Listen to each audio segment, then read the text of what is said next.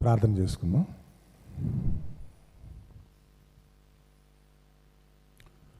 పరమందున్న మా తండ్రి, దయగల మా దేవా, మీ ఘనమైన నామమునకు వేలాది స్తుతులు స్తోత్రములు తండ్రి. మహోన్నతుడా, ఇంతవరకు మీ నామమందు మాకు అనుగ్రహించిన క్షేమాన్ని సంతోషాన్ని బట్టి మీకు స్తుతులు స్తోత్రములు తండ్రి. గతించిన కాలమంతటిలో మీ కృప చొప్పున మమ్మను కాచి కాపాడి నేటి వరకు మీ రెక్కల చాటున భద్రపరిచినందుకు ఈ ఉదయకాల సమయంలో మీ పిల్లలైన మేము చిన్ని మందగా మీ పాద సన్నిధికి చేరి ఇంతవరకు మీ ఘనమైన నామమును స్తుతించి కీర్తించి కొనియాడడానికి మాకిచ్చిన ఈ చక్కటి అవకాశమును బట్టి మీకే స్తుతి స్తోత్రములు చెల్లించుకొనిచున్నాం. అల్పులమైన మమ్మల్ని ప్రేమించి ప్రభువా, మా ఆయుష్కాలంలో మరొక దినమును పొడిగించి ఉన్నారు. అనుగ్రహించబడిన నేటి దినాన్ని ప్రారంభిస్తున్నాము తండ్రి. ముందుగా మీ సన్నిధిలో మీరు సెలవిచ్చిన వాక్కును ఆలకించి మా బ్రతుకుల్లో ఉన్న లోటుపాట్లను సరిచేసుకుని మీ చిత్తము చొప్పున నేటి దినాన్ని నెరవేర్చుకోవాలని మేమందరం ఆశపడుచుండగా కొద్దిసేపు మీ సన్నిధిని మాతో ఉంచండి.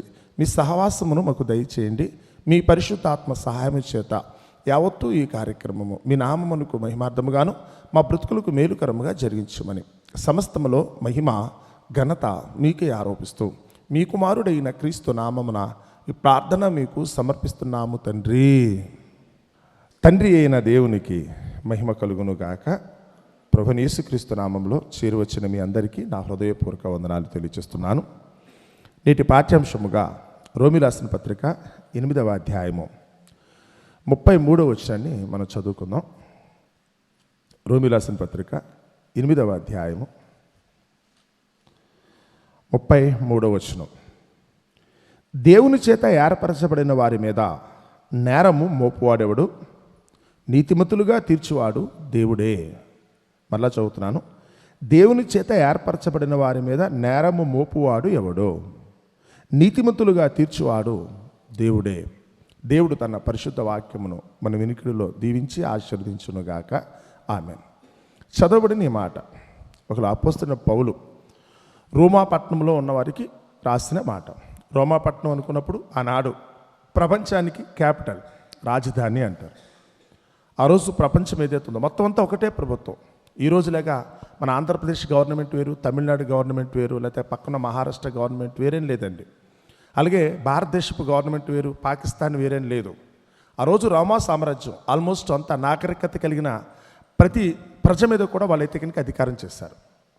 అందరి మీద అధికారం. వీళ్ళందరికీ తీర్పు చెప్పాలనుకుంటే కనుక రోమా పట్టణానికి వెళ్ళాలి. ఆ రోమ్ పట్టణానికి వెళ్తే అక్కడ సీజర్ చక్రవర్తి ఉంటాడు. ఆ రాజుగారే తీర్పులు చెప్తారు. ఈరోజు ప్రధానమంత్రి గారికి మనకి తీర్పు తీర్చే హక్కు ఉండదు.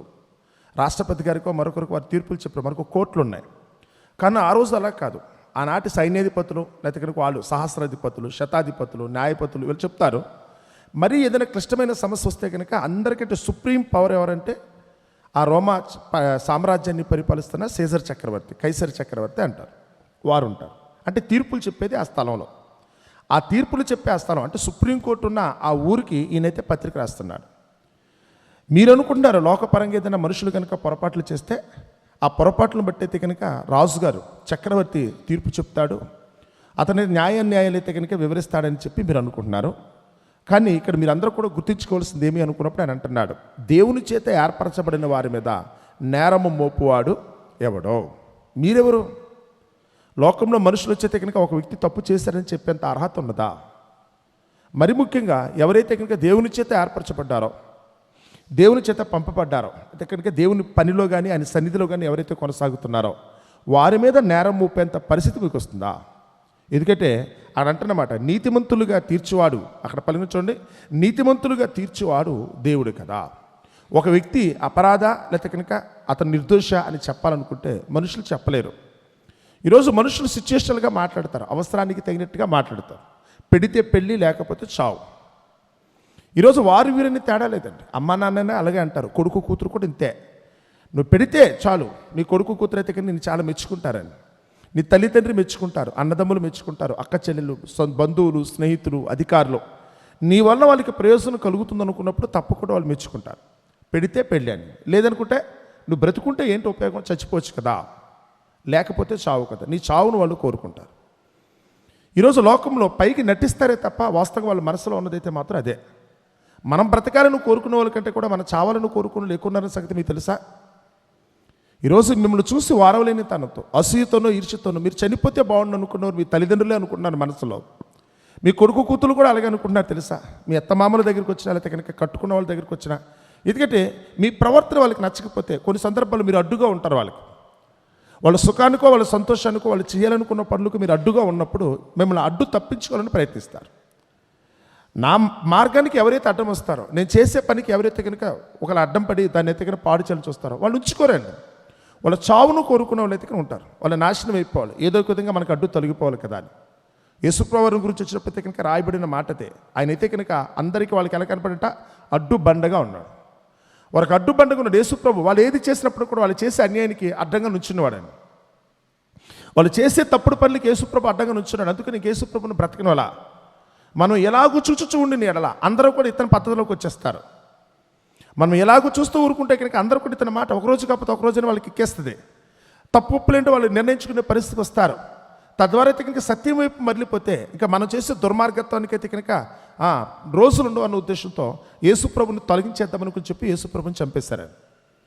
సొదొమ గుమ్మర పట్టణం ఉన్నప్పుడు లోతు కూడా వాళ్ళు చేసే పనికి ఏం చేశాడు, అడ్డుగా వచ్చాడట. నాయనలారా ఇది తప్పు, అన్నలారా ఇంత మహాపాతకం చుట్టుకోకండి, ఇది పొరపాటు, మీరు చేసే పని మంచిది కాదు కదా అన్నాడట. అప్పుడు వాళ్ళే ఉన్నారు, నువ్వెవడోరా మాకు చెప్పడానికి, ఒరే ముందు వినేసేయండి, ముందు ఈ అడ్డు తొలగిపోతే తప్ప మనం అనుకున్న సుఖము సంతోషం మనకు దక్కదు కదా అన్న ఉద్దేశంతో లోతునైతే కనుక వాళ్ళు చంపేద్దాం అనుకున్నారు. మోషే కూడా అలాగే వెళ్ళాడటండి, ఇశ్రాయేలు ప్రజల దగ్గరికి వెళ్ళాడట. అన్నలారా ఏంటి పని, మీరు సహోదరులు, మీరు ఒకే కుటుంబానికి చెందినవారు, దేవుని చేత ఏర్పరచబడిన ఇశ్రాయేలు సమాజం మీది, మీలో మీరు కలహించుకోవటం అది ఎంత అవమానం. అది మీలో మీరే ఒకరికొకరు అన్యాయం చేసుకోవడం తప్పు కదా, వద్దున అన్నాడట. వెంటనే ఎవడైతే కనుక అన్యాయం చేశాడో వాడు వెంటనే మోషే మీదకి వచ్చేవాడట, నువ్వెవడోరా మాకు తీర్పు చెప్తున్నావేంటి, మా మీద తీర్పరగాలైతే కనుక అధికారిగా నిన్నేవాడు నియమించాడు, ముందు అడ్డు తప్పకపోతే కనుక నిన్ను గురించి అయితే కనుక రాజుగారికి కంప్లైంట్ చేస్తాను. నువ్వు చేసేది ఏంటో తెలీదా మాకు, నిన్నైతే ఒక ఐగుప్తుని చంపైతే కనుక నువ్వు చేసిన పని ఏంటో మాకు తెలీదా, చెప్పేస్తాను. అంటే మన సీక్రెట్స్ ఏం చేస్తారట, వాళ్ళకి అడ్డుగా ఉన్నామన్న ఉద్దేశంతో మన సీక్రెట్లు తీసుకెళ్ళి ఊరంతా ప్రచారం చేస్తారు. మనం ఏదైతే చేసామో మంచి పని చేసినప్పుడు కూడా దాన్ని అయితే కనుక వెగటగా, అదిగో మీకు అన్యాయంగా మాట్లాడాడు కదా, మీకు విరోధంగా అయితే కనుక ఈ పని చేశాడు కదా, ఇది ఐగుప్తుని చంపినందుకు గాను ఇప్పుడు ఐగుప్తు దేశాన్ని పరిపాలిస్తున్న ఐగుప్తు రాజు దగ్గరికి వెళ్ళి ఇదిగో మీ వాడిని చంపేస్తారండి. మోషే ఎలాంటి వాడండి, ఇది మోషే వచ్చి ఒరే అన్యాయం చేయకండి రా, ఒకరికొకరు అలా ఖర్చుకోవటం వల్ల తప్పులేదు, తప్పు కాదా, మీరు అలా చేయకండి నాన్న అన్నందుకు గాను వెంటనే వాళ్ళు కంప్లైంట్ చేస్తారని బెదిరించారట. ఏం చేస్తాడు మోషే, పారిపోవాల్సి వచ్చిందండి. మోషే వాళ్ళకి పారిపోవాల్సి వచ్చిందండి. ఈరోజు లోకంలో చాలామంది పరిస్థితి అదే, నిజం మాట్లాడితే కనుక ఈరోజు ఎవరికీ నచ్చదండి. ఎందుకంటే వాళ్ళ మనసులో ఉన్న దురుద్దేశానికి తగినట్టుగా మనం ప్రవర్తించాలి. లోకంలో మనుషుల కోరిక ఎలా ఉంటుంది అనుకున్నారు, వారి ఇష్టం చొప్పున మనం ఉండాలని కోరుకుంటారు, వారి ఇష్టం చొప్పున మనం ఉండాలని కోరుకుంటారు. కాదు అనుకుంటే కనుక మన మీద నేరం మోపుతారు. పౌలంతటి వాడిని తీసుకెళ్తే కనుక సీజర్ చక్రవర్తి ముందు నుంచో పెట్టారట. ఈ పత్రిక రాయటం ఉద్దేశం కూడా అదే, నా మీద నేరం మోపాడు. ఏం తప్పు చేశాను, నేనేం మర్డర్ చేయలేదే, నేనేం మానభంగం చేయలేదు కదా, నేనేం దొంగతనం చేయలేదు, ఎవరిని చీటింగ్ చేయలేదు, నేను ఎవరిని దూషించడం కూడా కాదు, నేను యేసుప్రభు యొక్క గొప్పతనాన్ని చెప్తున్నాను. ఆ పరలోకమున దేవుడి యొక్క సృష్టి కదా మనందరం కూడా. ఆ కన్న తండ్రిని మర్చిపోయి మనమందరం కూడా లోకపరంగా ఆయన అవమాన పరిస్థితి తిరిగితే కనుక అది ఎంత శాపానికి హేతు అవుతుంది, అది ఎంత శిక్షకు పాత్రమవుతున్న సంగతిని గురించి నేనైతే కనుక ఆ మాట చెప్తున్నాను. కానీ మీరు చీకట్లో ఉండిపోవాలనే ఉద్దేశంతో, ఎందుకంటే దుష్క్రియలు తమ క్రియలు దుష్క్రియలుగా కనపడకున్నట్లు వారు వెలుగునొద్దకు రారు.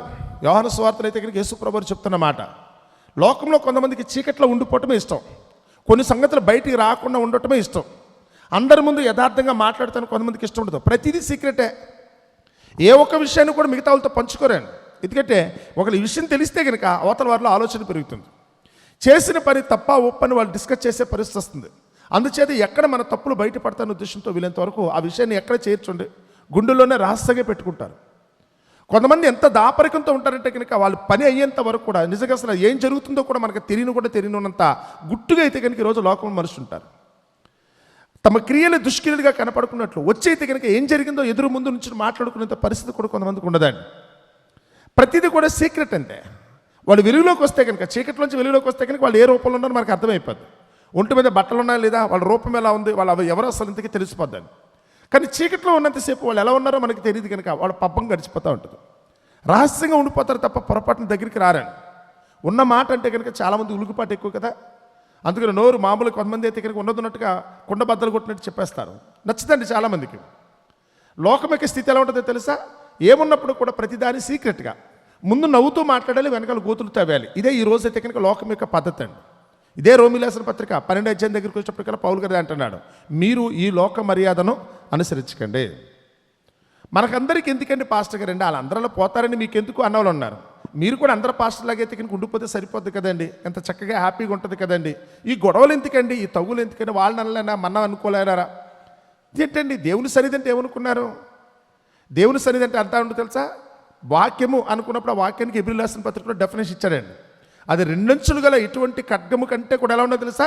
వాడిగా ఉండాలి. మాట పలుకుతున్నప్పుడైతే కనుక నీ గుండె లోతులో ఉన్న పొరపాటు కూడా బయటకు వచ్చేటట్టు ఉండాలి.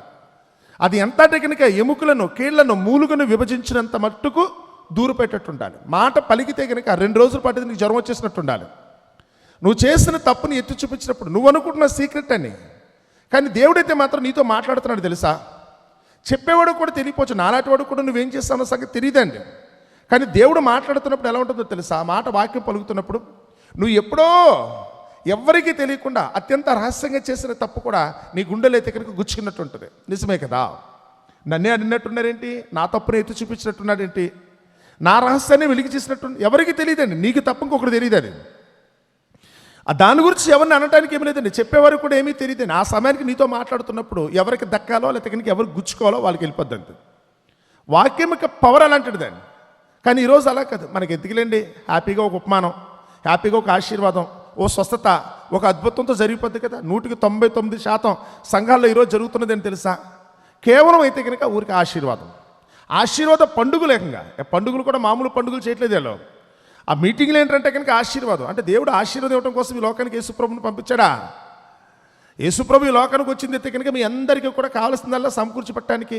మీరు ఎన్ని పొరపాట్లు చేసినప్పుడు కూడా మీకైతే వెనుదన్నుగా ఉండి మీరు చేసే దుష్టత్వానికి దుర్మార్గతానికి సమర్థించడం కోసం యేసుప్రభు వచ్చాడా? ఒకరి కన్నీళ్లతో మీరైతే కనుక దాహం తీర్చుకుంటుంటే కనుక మిమ్మల్ని సమర్థిస్తాడా? ఒక రక్తాన్ని మీరు దాగుతున్నారే మిమ్మల్ని అయితే కనుక దేవుడు సమర్థిస్తాడా? మీరు తినే తిండి ఏదైతే ఆహారం ఉన్నదో అది ఎవరి కష్టమో తెలుసా? ఎవరి నోటిగాడు కూడైతే కనుక మీరు తీసేసుకున్నారో తెలుసా? కష్టం కూడా లేకుండా సోమరితనంతో ఈరోజు అయితే కనుక లోకంలో బ్రతుకుతూ ఎదుటివాడిది అయితే కనుక దొంగిలించే పరిస్థితిలో ఉన్నారు. మిమ్మల్ని సమర్థించడానికి దేవుడు వస్తాడా? ఎలా ఇస్తాడు? దేవుడు ఎవరికి ఇస్తాడు? కష్టపడమని చెప్తాడా? సోమరిపోతులు ఉండమని చెప్తాడా? ఈరోజు లోకంలో చాలామందికి అది అర్థం కావట్లేదండి. ఆ మాట అంటే కనుక కోపం వచ్చేస్తుంది. అదిగో మా తప్పుని ఎత్తి చూపుతున్నారు కదా అన్న భావన వస్తుందండి. ఎప్పుడైతే కనుక దుష్టత్వంతో ఉన్న ఈ లోకం ఆ తప్పుని ఎప్పుడైతే కనుక సహించలేకపోయిందో, సహించలేని ఆ తత్వాన్ని బట్టి అయితే కనుక ఎదుటివాడి మీద ఈరోజు నేరం మోపే పరిస్థితి, ఆ మాట చెప్పిన వాడి మీద నేరం మోపే పరిస్థితి. యేసుప్రభు మీద నేరం మోపారు కదా, అపోస్తలుడు పౌలు మీద నేరం మోపారు, పేతురు గారి మీద నేరం మోపారు, యోహాను గారి మీద నేరం మోపారు. ఏంటిగా చేసిన తప్పులు? వాళ్ళు చేసిన తప్పులు. ఆనాటి ఎఫ్సీయులకు రాసిన పత్రిక మన అపోస్తల కార్యములు చదువుతున్నప్పుడైతే అక్కడున్న న్యాయాధిపతి కూడా, ఎఫ్సీ పట్టణంలో న్యాయాధిపతి కూడా ఏమన్నా తెలుసా? వారు ఏ తప్పు చేశారని వాళ్ళు నుంచో పెడుతున్నారు. మీరు ఏం తప్పు చేశారు డైరెక్ట్గా వచ్చి అడుగుతారా? మీరు చేసిన పొరపాటు ఇది, మీ పొరపాటు వల్ల ఇదిగో మనం నష్టపోయాం, మీరు చేసిన తప్పును బట్టి మాకైతే నిందలు పడ్డాయి, మీరు చేసిన తప్పును బట్టి మేమైతే కనుక అవమానాలు పడ్డాం, మీరు చేసిన తప్పును బట్టి అయితే కనుక మాకు కళ్ళంటే నీళ్ళు వచ్చినాయి, ఎవడైనా చెప్పే పరిస్థితి ఉంటుందా? లోకంలో మనుషులు ఈరోజు ఎదురుగా వచ్చేతే కనుక తప్పును ఎత్తి చూపించండి. అంతా కూడా వెనకాలే రహస్యమైన కార్యక్రమాలే తప్ప, సీక్రెట్ తప్ప మరొకటి కాదు. చీకటిలో ఉన్న బ్రతుకులండి. ఆ రహస్యంగా యేసుప్రభును కూడా సీక్రెట్గా చంపేద్దాం అనుకున్నారు, ఏమీ తీరినట్టుగా. ఆ రోజు ప్రధాన యాజకుడే డబ్బులు ఇచ్చాడు, ప్రధాన యాజకుడే ఇస్కరియోతుతో మాట్లాడుకున్నాడు, ప్రధాన యాజకుడే అప్పగించమని చెప్పి అయితే కనుక స్కెచ్ చేసిందంతా కూడా అతనే. కానీ యేసుప్రభు ఎదురుగా నుంచినప్పుడు ఏమన్నాడు తెలుసా? ఏమన్నాయా, నీ పేరేంటి, ఎవరు నువ్వు, ఈ అర్ధరాత్రికడ ఏంటి నాకు ఈ గొడవ అంతానో? ఇది యేసుప్రభుని గురించి. యేసుప్రభుని ఎలా పట్టుకోవాలి, ఎలా చంపాలి, ఎంత కొనుక్కోవాలి, ఎవరినైతే కనుక మనకు అనుకూలంగా పరుచుకోవాలి, ఎంతమందిని పంపించి తెచ్చుకోవాలి, ఇవన్నీ స్కెచ్ చేసింది వాడే. కానీ వాడు మాత్రం అయితే కూర్చున్నప్పుడైతే కనుక ఏమీ తిరిగినట్టుగా చుట్టూ ఉన్న వాళ్ళందరికీ నిజంగా ఏమి గొప్ప, ఎంత నిజంగా నోట్లోంచి మాట కూడా రాదు కదమ్మా, నిజంగా ప్రధాన యాజకుడు ఎంత డీసెంట్గా ఉన్నాడు కదా. వాడు అడుగుతున్నాడట, నీ పేరేంటి, ఎక్కడి నుంచి వచ్చావు, ఏంటి గొడవ ఏంటి, ఎందుకు నీ మీదైతే కనుక అందరూ నేరం మోపుతున్నారు, ఇందుకే అమాయకంగా ఉంటున్నావు కదా, నువ్వు అనవసరంగా దెబ్బలు తింటావు కదా, కొట్టించాలని నిర్ణయం తీసేసుకొని మాటలు పలకటం అండి. ఆ రోజు అయితే కనుక యేసుప్రభు ముందు ఆ నాటకం ఆడుతున్నాడు. తెలియదే యేసుప్రభుకి, సమాధానం కూడా చెప్పలేదట వాడికి. ఇన్ని తెలిసి కూడా ఇంకేం మాట్లాడుతాను రా, నువ్వేం చేస్తున్నావు ఆ మాత్రం నాకు తెలీదా? ఆయన అందరి హృదయ అంతరంగములను ఎరిగినవాడు. ఆఫ్టర్ ఆల్ వీడెంత ఏం జరుగుతుందో తెలియకుండా ఒక లోకంలో ఉన్న బకరాలు అయితే కనుక కొంతమంది అయితే కనుక కళ్ళ ముందు జరుగుతున్నదని అర్థం చేసుకోలేము మనం. కానీ దేవుని జ్ఞానం కలిగిన వాడు ఏమవుతాడో తెలుసా? దేవుడు ఆల్రెడీ ముందుగా తెలియ చెప్తాడు కదా, ఏం జరగబోతుందో కూడా ముందే చెప్తున్నాడు కదా. పౌలు గారికి అయితే కనుక సముద్రంలో ఉన్నప్పుడు, వాళ్ళలో ఉన్నప్పుడు అయితే కనుక దేవుడు ముందే చెప్పాడట, ఇక్కడ ఉన్న వాళ్ళు ఎవరి ప్రాణము కూడా పోదు, వారి తల వెంట్రుకు కూడా రాలదు, ఎందుకంటే నువ్వు వెళ్ళి కైసరి చక్రవర్తి ముందు నిలబడాలి. యేసును గురించి సాక్ష్యం అయితే కనుక ఇక్కడ చెప్పాలనే ఉద్దేశంతో ఈ పౌలు గారిని అయితే కనుక నిలబెట్టాలనుకున్నాడు. అందుకని పౌలు గారికి ముందే తెలుసు ఏం జరగబోతుందో, తాను ఎట్టి మరణం పొందబోతున్నాడో కూడా తెలుస్తాను. అందుకని ఈరోజు మన దగ్గరికి వచ్చినప్పుడు కూడా తెలియపోవటం ఏంటి? ఎవరైతే తన ఎందుకు భయభక్తులు గలవారు ఉన్నారో వారికి తప్పకుండా కూడా దేవుని యొక్క రహస్యాలను కూడా తెలుసండి. అబ్రాహాముకు తెలియ చెప్పలా ఏం జరగబోతుందో, అబ్రాహాముకు తెలియదా ఏం జరగబోతుందో. అందుకని మన దగ్గరికి వచ్చినప్పుడు కూడా ఈరోజు మనం కూడా ఆలోచించుకోవాల్సింది అదే. ఈరోజు ఎవరన్నా ఒకవేళ కనుక భూమి మీద మీకు ఎవరన్నా కనుక తీర్పు చెప్తున్నా, లేకపోతే మీకు ఏదైనా బోధిస్తున్నా, లేకపోతే కనుక మిమ్మల్ని ఏదైనా క్రమశిక్షణలో పెడుతున్నా, వారిని నిరాకరింపకుండా చూసుకోండి అన్నాడు. కారణం ఏంటంటే కనుక ఇక్కడ పలుకుతున్నమాట, నీతిమంతులుగా తీర్చేది ఎవరు? దేవుడు కదా, నువ్వా? అందుకు నేను లోతును ఆ సొదొమలో ఉన్నవారందరూ ఏమన్నారు? లోతును గురించి సొదొమలో ఉన్నవారందరూ ఏమన్నా తెలుసా? వీడెవడీడు వాగుతున్నాడు, మన దేశంలోనికి పరదేశికి వచ్చాడు కదా, వీడు మన కుటుంబీకుడు కాదు కదా, మన కులస్తుడు కాదు కదా, మన మతస్థుడు కాదు కదా, మన ఊరువాడు కాదు కదా, తానొచ్చి మనకి చెప్పడం ఏంటి? ఒరే ముందు వీడిని వేసేద్దాం కదా అని. నిజమే, లోతును వేసేద్దామని వాళ్ళు అనుకున్నారు. దొమ్మిగా పడిపోయితే కనుక వేద్దామని వాళ్ళు అనుకున్నారు. పోయింది ఎవరు వేసేసారో కూడా తెలియదు వాళ్ళకి. ఆ వేసేద్దాం అనుకున్న వాళ్ళు ఎవరి చేత వేయబడ్డారనే సంగతి కూడా తెలియకుండా ఆ రాత్రికి రాత్రి ఆ పట్టణం యావత్తు కూడా ఏమైపోయింది తెలుసా? ధ్వంసం అయిపోయింది. అది ఏం జరిగిందో కూడా తెలియనట్టుగా కనుక దేవుడు అగ్ని గంధకాలను కురిపించే కనుక వాళ్ళు తగలబెట్టేస్తారండి. ఎవరు చెప్తే నీకెందుకు? యేసుప్రభును కూడా ఈరోజైతే కనుక ఈరోజు లోకంలో చాలామంది అనుకుంటున్నారు ఆయన పరాయి దేశస్తుడు కదా, ఒకవేళ పుడితే కనుక మన దేశంలో పుట్టొచ్చు కదా. యేసుప్రభు ఏ దేశంలో పుట్టాలి? ఇక్కడే మొత్తం 33 కోట్ల మంది ఉన్నారట. ఈ 33 కోట్ల మందిలో ఒకరిగా పుడతాడా? యేసుప్రభుకి అంత అవసరం ఏంటండి? యేసుప్రభు పుడితే కనుక దానికి ఒక స్టేటస్ ఉండాలి కదా, ఒక స్థితి అంటూ ఉండాలి. యేసుప్రభుని గురించి వచ్చినప్పుడు చాలామంది ఏదో మామూలుగా మాట్లాడుతాం, ఆయన పరదేశి కదండి. లోతుని గురించి వచ్చినప్పుడు కూడా అలాగే మాట్లాడారట. పోయింది ఎవరు? ఈరోజు మంచి మాట ఎవరు చెప్పినప్పుడు కూడా ఆడ నీ ఇంటివాడా బయటవాడని చూడొద్దు, నీ కులస్తుడా నీ మతస్థులను చూడొద్దు సుమా. దేవుని గురించి నీకు తెలియ చెప్తున్నప్పుడు ఆ దేవుని మాట నీకన్నా ప్రయోజనకరంగా ఉందనుకుంటే కనుక మారు మనసు పొందు. అంతేగాని ఎవడో చెప్పాడు ఏదో చెప్పాడు ఉద్దేశంతో కనుక ఓవరాక్షన్ చేశారనుకోండి, అగ్ని గంధకాల చేత మనం తగలబెట్టేసే పరిస్థితి వస్తుందని. ఆ రోజైతే కనుక లోతును గురించి వాళ్ళు నీచంగా మాట్లాడారు. కానీ లోతును మాత్రం దేవుడు ఏమన్నాడు తెలుసా? నీతిమంతుడైన లోతు కదా అన్నాడు. అంటే నీతిమంతుడిగా తీర్చేది ఎవరు? అబ్రాహాము దగ్గరికి వచ్చినప్పుడు నీతిమంతుడైన అబ్రాహాము కదా. రాహాబు దగ్గరికి వచ్చినప్పుడైతే కనుక ఆమె అయితే ఎరుకో పట్టణంలో వ్యభిచారం చేసే స్త్రీ అండి, వేశ్య. కానీ ఆమెను గురించి వచ్చినప్పుడు దేవుడు ఏమన్నా తెలుసా? నీతిమంతురాలు కదా. ఆమె నీతిమంతురాలు కదా. నువ్వు అనుకుంటున్నావు కొన్ని విషయాల గురించి ఆలోచించినప్పుడు, ఇదేంటండి వీళ్ళు తప్పు చేశారు కదా, ఈమె వ్యభిచారం చేసింది కదా, ఇదిగో తామార్ అయితే కనుక మామగారితో అయితే కనుక ఆమె అయితే కనుక వ్యభిచారం చేసింది కదా, బత్షెబ అయితే కనుక దావీదు దగ్గరికి వచ్చింది కదా, ఇలా రకరకాలుగా మాట్లాడతారని. లోకంలో మనుషులు తమ మనసులో ఉన్న అక్కస్సును వెళ్ళగక్కడం కోసం, తోటి వారి మీద కనుక నింద వేయటం కోసం నోటుకొచ్చేట వాగుతారు. నువ్వెవడో చెప్పడానికి? ఒక వ్యక్తి దేవునిలో ఉన్నాడా లేదా నిర్ణయించడానికి నువ్వు ఉన్నావా? నీకు సర్టిఫికేట్ అని ఇచ్చారు, కోర్సు అని పెట్టారు నీ దగ్గర. లేకపోతే నువ్వు దేవునికి ఇష్టంగా ఉన్నావా లేదా, నువ్వు భక్తిపరుడువా కాదా, లేకపోతే దేవుని అయితే నేను అంగీకరించాడు లేదా, ఇవన్నీ నీకెందుకు? ముందు నీ సంగతి నువ్వు చూసుకోవాలి కదా. ఆ రోజు పరిసయ్యుడు అయితే కనుక సుంకరు గురించి వచ్చేప్పుడు ఏమన్నాడట? చిచి, ఈ సుంకరి వలె ఉన్ననందుకు నీకు స్తోత్రం కదా ప్రభు అని. సుంకరి అతను దృష్టిలో అయితే కనుక ఒక నీచుడిగా కనపడ్డాడు. సుంకరు అయితే కనుక పరిసయ్యుని దృష్టిలో నీచుడు కనపడ్డాడు. ఆ సుంకరిని గురించి చెప్పడానికి నువ్వెవడివి? నీకు కూడా లేదు మెడకో డోల్ అన్నట్టుగా అనవసరమైన మాటలు ఎందుకు? నీకంటూ ఒక రక్షణ ఉందా? నీ జీవితానికి ఒక వెలుగు ఉందా? నీకంటూ అయితే కనుక రేపటి దిన పరలోకంలో అవకాశం ఉంటుందో లేదో ఖచ్చితంగా చెప్పగలరా? పరలోకానికి వెళ్ళాలంటే ఉండవలసిన అర్హత ఏంటో కనీసం నీకు తెలుసా? నువ్వు వెళ్ళి ఒక అబ్రాహాము పక్కన కూర్చోనుకుంటే అబ్రాహాముకు నీకేమైనా పోలుకుంటుందా? ఒక దావీదు పక్కన కూర్చోాలనుకుంటే కనుక దావీదుకి నీకేమో కొంచెంపాటి సాంపత్యం ఉందా? ఒక రాహాబు దగ్గరికి వస్తే కనుక ఆమె ఏం చేస్తుందో ఆమె పక్కన కూర్చోవాలి కదా. ఒక రూతు దగ్గరికి వచ్చినా లేకపోతే కనుక మరొకరి దగ్గరికి వచ్చినా ఆ స్థాయిలో నువ్వు ఉండగలవా? ఈరోజు ఎవరు పడితే వాళ్ళు ఏదో మాట్లాడతారని. అందుకని ఒళ్ళు మండిన పౌలు గారు చెప్తున్నాడు, నీతిమంతులుగా తీర్చువాడు ఎవడో? దేవుడే కదా. నువ్వేంటి మనుషుల గురించి తీర్పులు చెప్తున్నావు? అందుకని ఇక్కడ పలుకు మొదటి పలుకులు అన్నాడు, దేవుని చేత ఏర్పరచబడిన వారి మీద నేరము మోపువాడు ఎవడో? దేవుడు ఎన్నుకున్నవాడిని నువ్వెవడో కాదంటానికి, నువ్వు నిరాకరించడానికి నీకే హక్కు ఉండదు కదా అని ఇక్కడ చెప్తున్నా. మనకు కూడా ఉన్న మాట ఏంటి తెలుసా? యేసుప్రభువారు యోహాను సువార్త 8:46 చదువుతున్నప్పుడు ఒక మాట అంటాడు, నాలో పాపం ఉన్నదని, నా యందు పాపం ఉన్నదని మీలో ఎవడు స్థాపింపగలడో? నువ్వెవడో చెప్పడానికి? యేసుప్రభుని అయితే కనుక ఆ రోజు అయితే కనుక తాగుబోతూ, తిండిపోతూ, వ్యభిచారి, జోదగాడు, దొంగోడు, మోసోడు, వెర్రోడు, పిచ్చోడు, నోటుకొచ్చాడు వాగారండి వాళ్ళందరూ నోటుకొచ్చాడు వాగారు. కానీ వాళ్ళే నోరు మూసుకునే పరిస్థితి వచ్చింది తెలుసా? చివరికి సిలువేసిన శతాధిపతి కూడా ఈ మనుషుడు వీళ్ళు అనుకున్నట్టుగా జోదగాడో, వ్యభిచారో, దొంగతనం ఇలా చేయాల. ఈ మనుషుడు నిజముగా నీతిమంతుడు కదా, తను చంపుతున్న వారిని చూసుకుంటారు క్షమించే మనసు ఉందనుకుంటే ఇది నీతి అంటే అన్నాడు ఆయన. చంపిన వాడే చివరికి యేసు ప్రభు గురించి సాక్ష్యం చెప్పాడైతే నీతిమంతుడు కదా అని. ఈరోజు లోకంలో మనుషులకైతే కనుక ఈ మాత్రం కూడా లేదు. అదే యేసు ప్రభు అన్నాడు, నా యందు పాపం ఉన్నదని మీలో ఎవడు స్థాపింపగలడు అని. ఈరోజు నీ దగ్గరికి వచ్చిన, నా దగ్గరికి వచ్చిన జాగ్రత్త. లోకంలో కొంతమంది మనుషులైతే కనుక స్లెడ్జింగ్ అంటారండి. ఇది ఆటలు ఆడుకునేటప్పుడు అవతల వాడి యొక్క మానసిక స్థితిని బలహీనపరచడం కోసం అవతల వాడిని ఇలాంటి పనికిమాలిన పలుకులు పెట్టి ఏడిపిస్తారని. ఈరోజు చివరికి దేవుని సన్నిధిలోకి వచ్చినప్పుడు కూడా దేవుని పక్షంగా కూడా ఎలాంటి మాటలు మాట్లాడతారు. అబ్బో నిన్న నువ్వు చేసిన పాపాలకి దేవుడు నిన్ను రక్షిస్తాడా, దగ్గర కూడా రానిస్తాడా, నీలాంటి దానికైతే కనుక పరలోకం వస్తుందా, నువ్వు వెళతావు, చాలామంది అనుకుంటూ ఉంటారండి. నువ్వు అనుకొని దేవుడు కదా నీతిమంతులుగా తీర్చేదో కాదనేది ఆయనే కదా.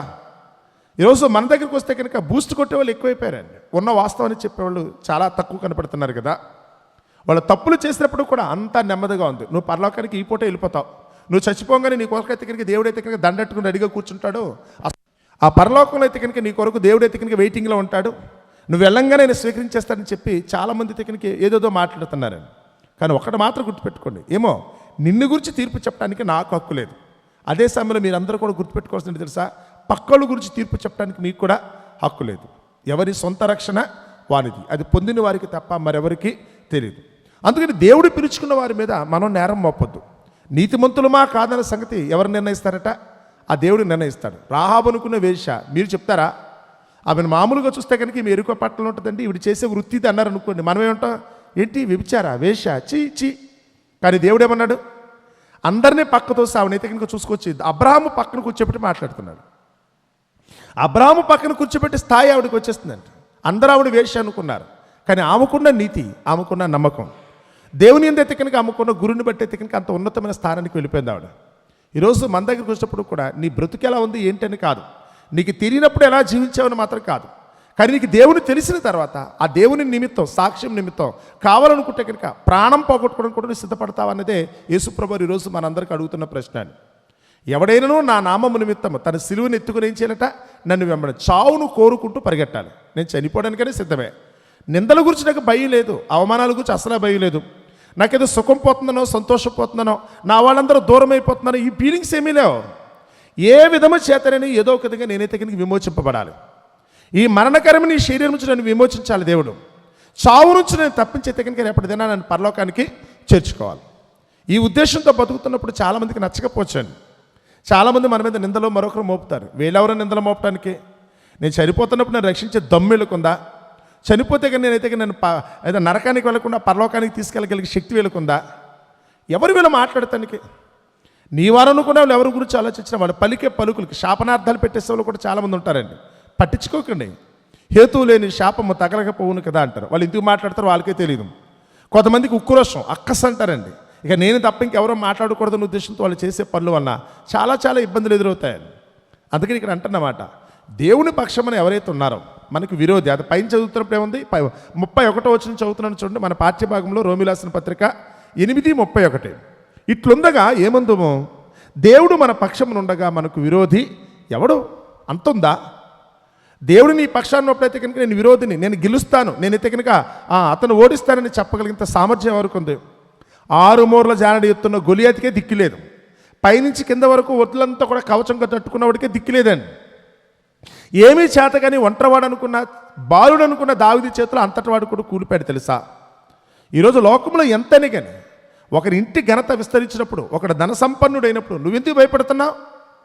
వాడికి ధనమున్నా, వాడి ఇంటి ఘనత ఉన్నా, చుట్టూ 10 మంది మనుషులు ఎవరు ఏం చేసేది ఉండదు. దేవుడు ఒక్కడు నీ పక్షాన్ని ఉంటే కనుక లోకమంతా ఏకమైన నిన్ను ఎవ్వరూ కూడా ఏమీ చేయలేరు కదా. ఒకవేళ చేయలైతే చేసే పరిస్థితి వచ్చిందనుకోండి, మనం నమ్ముకున్న విశ్వాసం వ్యర్థమవుతుందని. మనం నమ్ముకున్న దేవుని బట్టని కానీ దేవుని పక్షాన్ని మనం నిలబడినట్టేందుకు గాను తప్పకుండా దేవుడైతే కనుక తన కృప ఏంటో, తన శక్తి ఏంటో మన ఎడల చూపించే పరిస్థితి వస్తుంది. అందుకని దేవుడు మన పక్షం ఉండగా మనకు విరోధి ఎవడు? తన సొంత కుమారుని అనుగ్రహించుటకు వినితీయక మన అందరి కొరకు ఆయనను అప్పగించిన వాడు. ఆయనతో పాటు సమస్తమును మనకెందుకు అనుగ్రహింపడం? యేసు ప్రభునే మన కొరకు బలిగా ఇవ్వటానికి ఇష్టపడిన వాడు. మరి దేవుని కొరకు ఇవ్వలేడా? కావాలనుకుంటే కనుక దేవుని కొరకు ఏదైనా వదులుకోలేడా? అబ్రాహాము దగ్గరికి వచ్చేప్పటికీ కనుక అబ్రాహాముని బట్టి మనకు ఉదాహరణ అదే. అబ్రాహాము దేవుని కొరకు ఏమేమి వదిలేసుకున్నాడట? తన వారిని వదిలేసుకున్నాడు కదా, తన ఊరిని వదిలేసుకున్నాడు, తన ఆస్తిపాస్తులు వదిలేసుకున్నాడు, తన దేశాన్ని వదిలిపెట్టేసుకున్నాడు, వెళ్ళడా తన భార్యను వదిలిపెట్టేసుకున్నాడు, లోతును వదిలిపెట్టేసుకున్నాడు. చివరికి ఎంత అంటే కనుక తనకున్న కొడుకును కూడా దేవుని కొరకు వదిలిపెట్టుకోవడానికి ఇష్టపడ్డాడు. ఇక అబ్రాహాము యొక్క పరీక్ష అంతటితో పూర్తయిపోయిందని. అబ్రాహాము జీవితంలో తనకున్న పరీక్ష తన కొడుకుని దేవుని కొరకు ఇవ్వటంతో పూర్తయిపోయింది అంతే. అంటే కొడుకునే ఇచ్చినవాడు ఇక దేవుని కొరకు ఏదైనా ఇచ్చేస్తారన్న సంగతిని అబ్రాహాము ఆ రోజు నిరూపించాడు. తన సొంత కుమారుని ఇవ్వటం కోసం ఇష్టపడినవాడు. మరి అబ్రాహాముని గురించి అంత గొప్పగా మనం మాట్లాడుతుంటే మన కొరకు దేవుడు ఏమిచ్చాడట? దేవుని కొరకు అబ్రాహాము తన కుమారుని ఇచ్చాడేమో, కానీ నీ కొరకు నా కొరకు దేవుడు ఏమిచ్చాడు తెలుసా? ఆయన కుమారుని ఇచ్చేస్తాడు. మరి ఆయన కుమారునే ఇవ్వటానికి ఇష్టపడిన వాడు ఇవన్నీ కూడా మనకి ఇవ్వడా? ఈరోజు మనకున్న లోటుపాట్లు బట్టో, మనకున్న అవస్థతలు బట్టో, మనకున్న ఆపదలు బట్టో ఆలోచిస్తే ఇవన్నీ కూడా మనకి ఇవ్వడా? ఏంటి భయం? దేనికి కంగారు పడుతున్నారు అని అప్పుడు అన్నాడు చూడండి, దేవుని చేత ఏర్పరచబడిన వారి మీద నేరము మోపువాడెవడు? నీతిమంతులుగా తీర్చువాడు దేవుడే. శిక్ష విధించువాడెవడు? చనిపోయిన క్రీస్తు యేసే. అంతేకాదు మృతుల నుండి లేచిన వాడును, దేవుడి కుడిపార్శ్వన ఉన్నవాడును, మన కొరకు విజ్ఞాపనము చేయువాడు కూడా ఎవరో తెలుసా? ఆయనే కదా. ఆ యేసు ప్రభువే మన కొరకైతే కనుక దేవుని దగ్గర అయితే కనుక మన కొరకు విజ్ఞాపన చేస్తున్నాడు. క్రీస్తు ప్రేమ నుండి మనలను ఎడబాపువాడు ఎవడో? దేనికి భయపడుతున్నారు? ఒకవేళ కనుక నీకు ఎన్ని కష్ట నష్టాలు కలిగినా క్రీస్తు ప్రేమ ఆయన ఉంటే చాలు, ఆయన నీతో పాటు ఉంటే చాలు. ఎవరికి నేను కాదనేది ఎవరు అని కింద అన్నాడు చూడండి, శ్రమ అయినను, బాధ అయినను, హింస అయినను, కరువైనను, వస్త్రహీనత అయినను, ఉపద్రవమైనను, ఖడ్గమైనను మనలను ఎడబాపునా. ఎవరు మనకు వచ్చింది? ఏమొచ్చింది? ఎవ్వరూ ఏమీ చేయలేరు. రాని ఎన్ని శోధనలు వచ్చినా, ఎన్ని శ్రమలు వచ్చినా, ఎన్ని నిందలు పడినా, ఎంతమంది శత్రువులుగా మారినా, చివరికి నీ వారనుకున్న వాళ్ళందరూ కూడా నీ ప్రాణం తీయటానికి అందరూ కూడా జట్టుగా కట్టి నీ దగ్గరికి వచ్చిన ఏమవుతుంది? నీవు కనుక ఒకవేళ దేవుల్లో ఉంటే, దేవుడే కనుక నేను ఏర్పరచుకుంటే కనుక నవ్వుతాడట. రానవండి చూద్దాం, నీ మీదకి వస్తున్నాడా చూద్దాం, నువ్వు ఇంటికి వెళ్ళి పడుకో. హిజ్కియా చెప్పిన మాటలను తెలుసా? నువ్వు రాత్రికి బిర్యానీ తిని పడుకో, నేను చూసుకుంటాను. నువ్వు కాముగా కూర్చో, నీ పక్షాన్ని నేను మాట్లాడతాను కదా. ఊరికే ఏదో ఉంది కదా అనే ఉద్దేశంతో వాళ్ళు అంటున్నారు. అందరూ ఒకటే అయిపోతున్నావు అనుకుంటున్నారు, కానీ చివరికి నేను చూస్తాను కదా అన్నాను అని 38వ వచనం చదువుతున్నాను చూడండి, లేదా 37 నుంచి. అయినను మనల్ని ప్రేమించిన వాని ద్వారా మనము వీటన్నిటిలో అత్యధికమైన విజయమును పొందుచున్నాము. మరణమైనను, జీవమైనను, దేవదూతలైనను, ప్రధానులైనను, ఉన్నవి అయినను, రాబోవును అయినను, అధికారులైనను, ఎత్తైనను, లోతైనను, సృష్టించబడిన మరి ఏదైనను మన ప్రభు అయిన క్రీస్తు యేసునందలి దేవుని ప్రేమ నుండి మనలను ఎడబాప నేరవని రూఢిగా నమ్ముచున్నాను. ఏదైనా జరిగిన ఏమైపోయినా పర్లేదు, కానీ ఒక్కటి మాత్రం నిజం, ఎవరైతే కనుక దేవుని యందు భయభక్తులు కలిగి ఉన్నారో, ఎవరైతే దేవుని చేత ఏర్పరచబడిన వారు ఉన్నారో, వారు ఎప్పటికీ కూడా అయితే కనుక దేవుని ప్రేమ నుంచి తొలగిపోయే ఛాన్స్ మాత్రం ఇవ్వడు. పరిస్థితులను బట్టి యోబు గారు దేవుని ప్రేమలో ఉన్నాడండి. అందుకని యోబు గారికి అయితే కష్టకాలం అంతా సంభవించింది. ఆపదల మీద ఆపదలు వచ్చేస్తున్నాయి, నిందల మీద నిందలు పడిపోతున్నాయి. అందరూ కూడా ఆయన గురించి అపాస్యంగా మాట్లాడుతున్నారు. అంత మాత్రం చేత దేవుని దృష్టిలో ఉన్న యోబు పరిస్థితులు ఎంత వికటించినప్పుడు కూడా దేవుడైతే కనుక యోబును వదిలేశాడా? ఓ సందర్భంలో యోబు అయితే కనుక దేవుని మీద కూడా నేరారోపణ చేసే పరిస్థితి వచ్చింది, కానీ నవ్వుకున్నాడు. ఎందుకంటే నావాడే కదా, ఈయనకి ఎంత ప్రేమ ఉందో చూడడం కోసమే కదా నేను ఇంత పరీక్ష పెట్టాను. ఈ పరీక్ష లేకపోతే కనుక యోబుగా ఉండేవాడే, కానీ పరీక్షలో కూడా యోబు నిలబడినందుకు గాను నిన్నింటికి విడిచిపెడతానన్నా, నీ శత్రువులు కూడా నీ పాద ముందు పడేటట్టుగా ఆ ముగ్గురు స్నేహితులు వచ్చి యోబు దగ్గరకు చేతులు కట్టుకుంటే వాళ్ళ పక్షాన్ని యోబు అయితే కనుక దేవునికి విజ్ఞాపన చేశాడు. ఒరే, మీరు ముగ్గురు దేవుని పేరున ఎన్నెన్నో మాటలు పలికారు. ఆ తామానుడని ఎలీఫజ్ అయితే కనుక ఏమన్నాడట, దేవుడు నాతో రోజు మాట్లాడతాడు, చెవులు వచ్చి గుసగుసలాడినట్టు మాట్లాడతాడు. ఇప్పుడే మాట్లాడాడు, ఇప్పుడే చెప్పాడు అన్నాడట. అదే తేమానని ఎలీఫజ్ ఇక్కడ మాట్లాడేందుకు చివరికి వస్తే కనుక ఏమని తెలుసా? యోబు ముందు చేతులు కట్టుకోవాల్సి వచ్చింది. నీ పక్షంగా అయితే కనుక దేవుడు లేడురా, దేవుడు నాతో ఉన్నాడని చెప్పి నువ్వు ఏదేదో వాగావు, కానీ నేను ఉన్నది ఎవరి పక్షాన్ని తెలుసా? నీతిమంతుడు అనుకున్నవాడు, యథార్థవంతుడు అనుకున్నా యోబు పక్షాన్ని కదా అన్నాడు. ఈరోజు ఇక్కడ కూర్చున్న మనకు కూడా అంతే. ముందు మీరు నీతిమంతులుగా ఉన్నాడు, మీరు యథార్థవంతులుగా ఉన్నాడు. మనుషులు మిమ్మల్ని ఏమంటారో సంగతిని పక్కన పెట్టి దేవుని దృష్టిలో నేను ఎవరిని, ఆ దేవుడు నా పక్షాన్ని ఉన్నాడా, ఆయనకి ఇష్టంగా నేను బతుకుతున్నది చూసుకోండి. మనుషులు అంటారా కుక్కలండి, వాళ్ళు ఎప్పటికప్పుడు ఏదో ఒకటి మురుగుతూనే ఉంటారు. కుక్క యొక్క లక్షణం మరగటమే. లోకంలో మనుషులు దేవుని యందు భయభక్తి లేని వారి భక్తిహీనులు ఎలా ఉంటారో తెలుసా? ఎప్పుడు ఏదో ఒక కారణంతో అయితే కనుక అవతల వారి మీద నిందలేయటమే. తాము గొప్పోళ్ళమని చెప్పుకోవడం కోసం ఎదుటివాడి మీద నిందలేసి బతికేవాళ్ళు. తాము గొప్పోళ్ళు అయితే కనుక గొప్ప పనులు చేసి గొప్పోళ్ళు అవ్వాలండి. వారు గొప్ప పనులు చేసి గొప్పోళ్ళు అవ్వాలండి. కానీ ఈరోజు అలా కాదు. తాము గొప్పోళ్ళు అవటం కోసం ఆ గొప్పోళ్ళ మీద నిందలేసి అయితే కనుక వారిని కనుక ఒకరు అవమానపరిస్తే మేము గొప్పోళ్ళం అయిపోతాం అనుకునే దౌర్భాగ్యులు ఈరోజు లోకంలో ఎక్కువైపోయారు. కాబట్టి వారిని గురించి కాకుండా ఒకటే మాట, దేవుని మన పక్షం ఉండగా మనకు విరోధి ఎవడు, మొదటి మాట. అలాగే దేవుని చేత ఏర్పరచబడిన వారి మీద నేరము మోపేంత గొప్పోడు ఎవడున్నాడు ఇక్కడ? నీతిమంతుడిగా తీర్చేవాడు ఎవరో తెలుసా? ఆ దేవుడు. నిన్ను తీర్చేది ఆయనే. నిన్నైనా తన చేతులతో ఎత్తి పట్టుకుంటాడు కనుక ఆయన కృపకు తగినట్టుగా ఉండమన్నదే దేవుడే తగినగా మనందరికీ తెలియచేస్తున్నమాట. కాబట్టి ప్రియులారా, లోకంలో తాత్కాలికంగా ఏదైనా ఎలాంటి పరిస్థితులు ఎదురైనప్పుడు, అయితే నేను పౌలు గారి మీద అయితే కనుక ఆ రోజున్న పరిస్థితి, ఆయనకైతే కనుక నేరం మోపారట. చావు నిజంగానే సిలువ వేశారండి. ఆయనైతే కనుక ఆయన చంపేసే పరిస్థితి వచ్చిందండి. ఆయనైతే కనుక రోమాపట్నంలో నరికేశారనుకుంటా ఆయన. సో ఇలాంటి పరిస్థితుల్లో పౌలు గారు చనిపోయినప్పుడు కూడా ఆయన ఏం పట్టించుకోవట్లా. ఎవడు నా మీద నేరం మోపేది? నా మీద నేరం మోపేదాడు నువ్వైతే కనుక నీ దోషం నువ్వు చంపుతున్నావేమో, కానీ నీతిమంతున్న సంగతి ఎవరు చెప్తారు? దేవుడు చెప్తాడు. యేసు ప్రభువును కూడా ఒక విధంగా దోషి అని చెప్పి, దొంగోడు అని చెప్పి బందిపోటు దొంగలతో కలిసి సిలువేశారు. అయితే ఏమైంది? ఆయన బందిపోటు దొంగ అని వీళ్ళు అన్నారు. కానీ ఆయనైతే కనుక నా కుమారుడు నీతిమంతుడు అని చెప్పి దేవుడైతే కనుక ఆయన 3వ దిన సమాధిలోంచి తిరిగి లేపాడు. నీకైనా అంతే. కష్టాలు వచ్చినా నష్టాలు వచ్చినా తాత్కాలికమండి. యేసు ప్రభు వారికి 3 రోజులు పట్టింది. శ్రమలు తీరిపోవడానికి యేసు ప్రభు వారికి 3 రోజులు పట్టింది. ఏమో మనకి ఎన్ని రోజులు పట్టుద్దో తెలియదు. లోకంలో ఒకళ్ళ కనుక నీతి కొరకు నిలబడితే కనుక ఒకళ్ళ కలిగే కష్టాన్ని గురించి ఆలోచించినప్పుడు అది ఎంత అనేది మనకే తెలియదండి.